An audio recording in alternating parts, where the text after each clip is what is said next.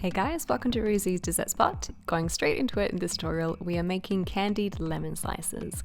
What you're going to need are some lemons and a slicer. If you have a slicer, you can use a really sharp knife to create really thin slices of your lemons.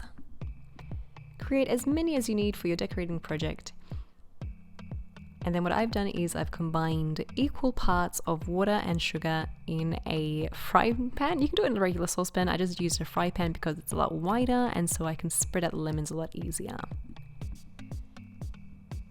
Mix the two together until the sugar is completely dissolved. This is basically just a sugar syrup.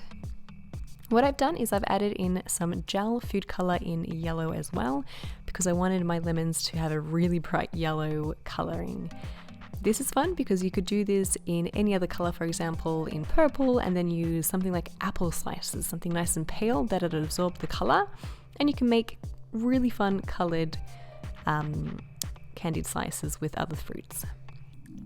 Pop in your lemons once that mixture is coming to a simmer or to a boil, and then when they're all in there, what you can do is bring it down to a simmer and allow those to cook through for at least 35 to 45 minutes. Mine stayed on for about 45 minutes or so.